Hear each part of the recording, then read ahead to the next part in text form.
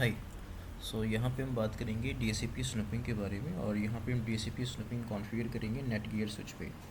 तो बेसिक रूप से हम इसका कॉन्फ़िगरेशन पार्ट देखेंगे, और नेटगियर स्विच पे DHCP स्नूपिंग कैसे कॉन्फ़िगर करते हैं ये काफ़ी आसान है।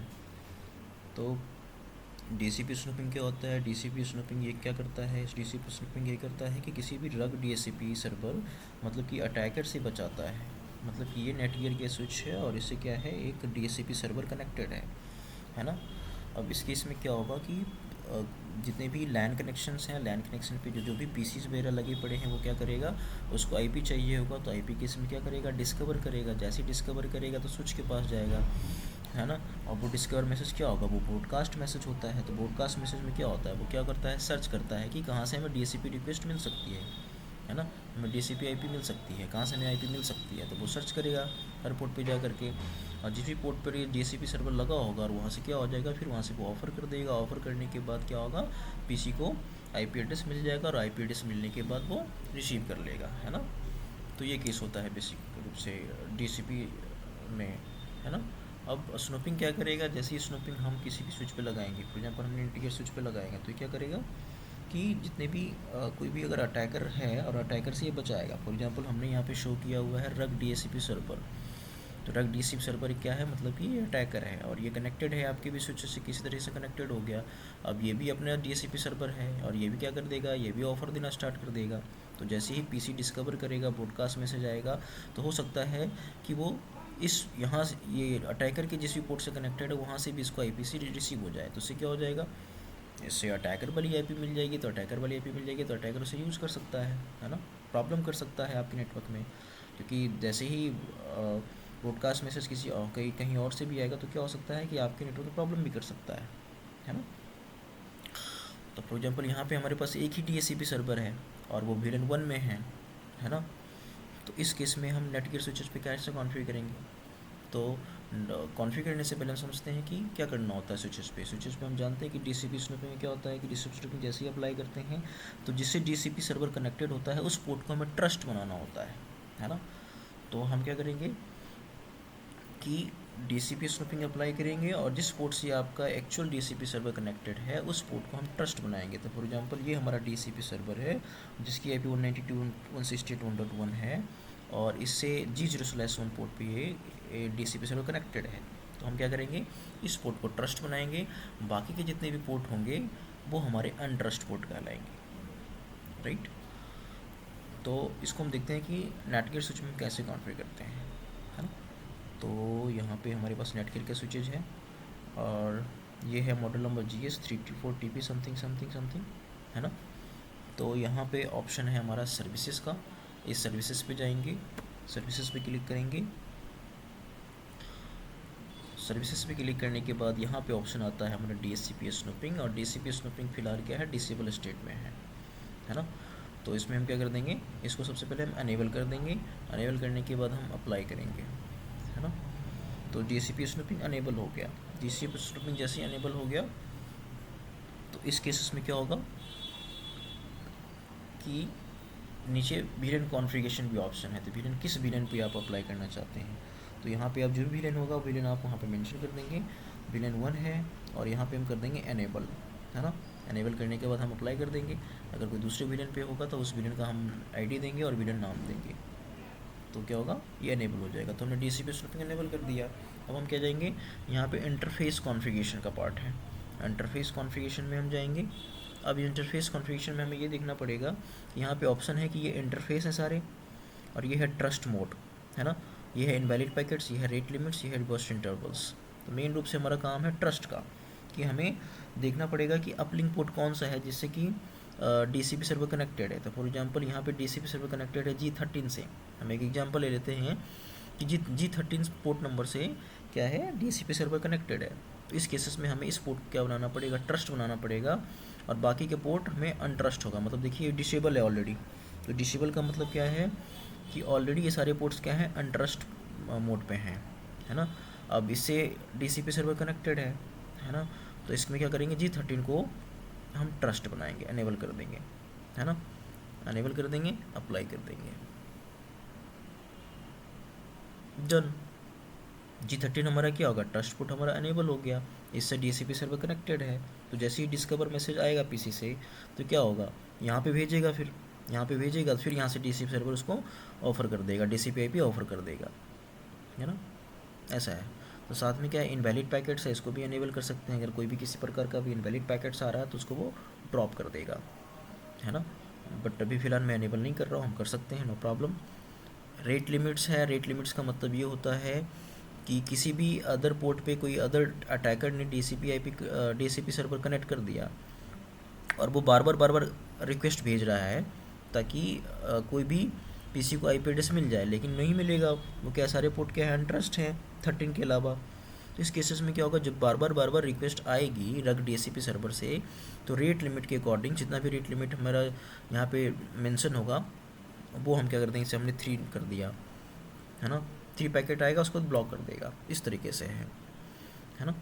तो हमने यहाँ पे क्या कॉन्फ़िगर कर दिया, G13 पे हमने ट्रस्ट बना दिया, और जब भी ऑफ़र आएगी, जब भी डिस्कवर आएगा तो यहाँ से ऑफ़र जाएगा। फिर यहाँ पे ऑप्शन आता है बाइंडिंग कॉन्फ़िगरेशन का। बाइंडिंग कॉन्फ़िगरेशन पे क्या होगा कि जैसे ही कोई भी क्लाइंट्स कनेक्टेड होते हैं, तो जैसे ही क्लाइंट कोई कनेक्टेड होते हैं तो यहाँ पे इसकी इन्फॉर्मेशन आ जाएगी। इसमें क्या इन्फॉर्मेशन आएगी, डायनेमिक बाइंडिंग कॉन्फ़िगरेशन। इसमें होगा इंटरफेस की इन्फॉर्मेशन, किस इंटरफेस से क्लाइंट कनेक्ट है, उसकी मैक एड्रेस, उसका विलेन आईडी कौन सा विलेन आईडी से है, IP एड्रेस भी आएगा, जो भी IP एड्रेस उसको मिलेगा क्लाइंट को, वो IP एड्रेस यहाँ पे शो करेगा, और साथ ही साथ यहाँ पे लिस्ट टाइम शो करेगा, ऐसा है ना। तो क्या किया हमने, एक बार दोबारा देख लेते हैं।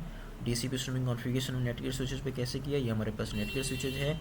यहाँ अगर इस तरह सबसे पहले इस तरह से पेज खुलेगा, उसके बाद हमें सर्विसेज पे जाना है। सर्विसेज पे जाने के बाद हम यहाँ पे देखेंगे DHCP स्नूपिंग का ऑप्शन है। उसके बाद हम DHCP स्नूपिंग मोड को अनेबल कर देंगे। अनेबल कर देने के बाद हम अप्लाई कर देंगे। उसके बाद हम देखेंगे हमारे पास विलेन कॉन्फ़िगरेशन कौन सा है, जो भी विलेन आईडी चल रही होगी उसको हम यहाँ पे सबमिट करेंगे और उसको अनेबल कर देंगे। ओके, देन हम जाएंगे इंटरफेस कॉन्फ़िगरेशन पे, और इंटरफेस कॉन्फ़िगरेशन पे जाने के बाद हम देखेंगे कि हमारा DHCP सर्वर किस पोर्ट से कनेक्टेड है। तो यहाँ हमारा इंटरफेस G13 से DHCP सर्वर कनेक्टेड है, उस पोर्ट को हमें ट्रस्ट बना देना है एंड एनेबल कर देना है और अप्लाई कर देना है, दैट्स इट। फिर जो भी जैसे ही क्लाइंट कनेक्ट होगा तो यहाँ पे बाइंडिंग की इन्फॉर्मेशन आ जाएगी, है ना। तो ये है एक्चुअल में कॉन्फ़िगरेशंस नेटगियर स्विचेस पे, काफ़ी आसान है ना। तो इसका मेन DHCP स्नूपिंग का पर्पस यही होता है किसी भी अटैकर से बचाने का, ताकि अटैकर कोई भी अपनी IP एड्रेस ऑफ़र ना कर दे किसी अदर क्लाइंट्स को, है ना। तो ये बहुत ज़रूरी होता है नेटवर्क में, है ना।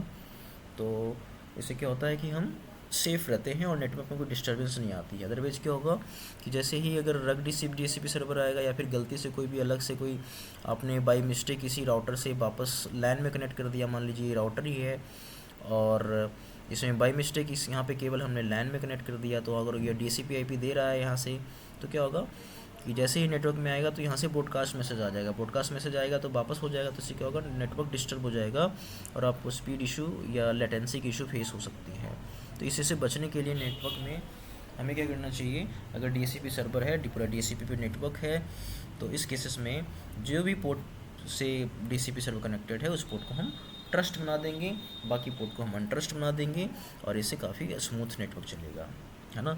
लेकिन इसी केस में अगर हम देखते हैं कि अगर मान लीजिए एक और यहाँ पे नेटगियर का स्विच जाता है या कोई भी स्विच जाता है, यहाँ पे लिखते हैं नेटगियर स्विच 2,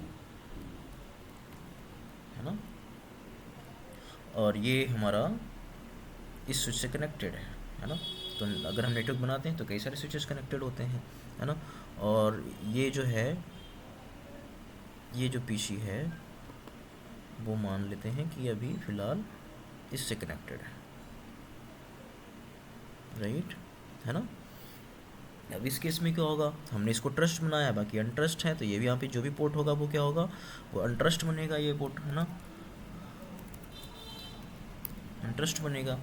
अब इस स्विच पे क्या करना होगा, अब इस स्विच पे भी क्या होगा, ये डिस्कवर मैसेज भेजेगा, डिस्कवर मैसेज भेजेगा तो DHCP को फाइंड करेगा। अब हमने क्या कर दिया, इस पर भी DHCP स्नूपिंग अनेबल कर दिया, है ना, DHCP स्नूपिंग अनेबल कर दिया। DHCP स्नूपिंग अनेबल करेंगे तो पहले से बाई डिफ़ॉल्ट क्या होता है कि सारे के सारे पोर्ट क्या होते हैं, अनट्रस्ट पे होते हैं, डिसेबल होते हैं, कोई भी ट्रस्ट नहीं होता है। तो DHCP स्नूपिंग जैसे अनेबल कर दिया तो इस केसेस में क्या होगा कि मैंने DCP स्नूपिंग अनेबल कर दिया, और ये क्या है, इंटरफेस कॉन्फ़िगरेशन पे सारे पोर्ट डिसेबल्ड हैं, है ना। तो सारे पोर्ट डिसेबल है, कोई भी ट्रस्ट नहीं है, इसका मतलब सारे के सारे क्या है, अनट्रस्ट हैं, मतलब ट्रस्ट नहीं है वो।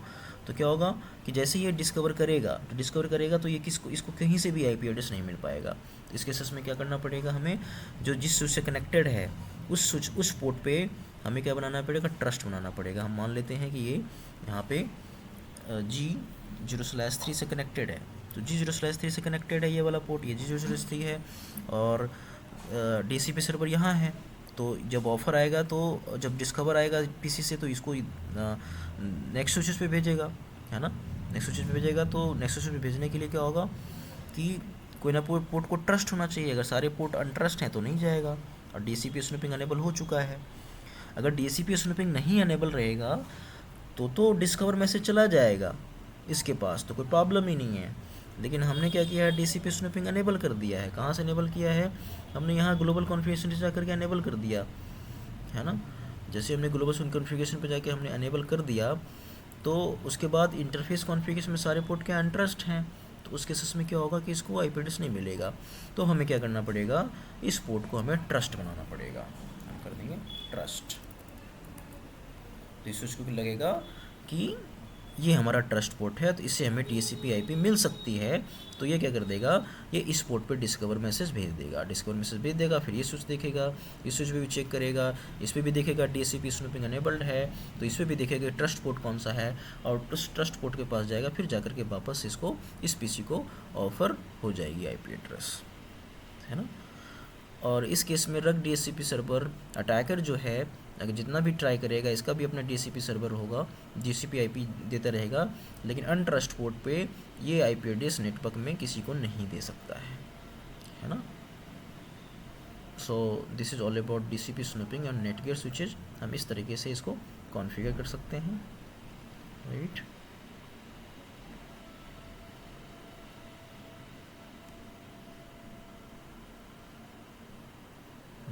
अभी कोई कनेक्टेड नहीं है तो ओके, थैंक यू।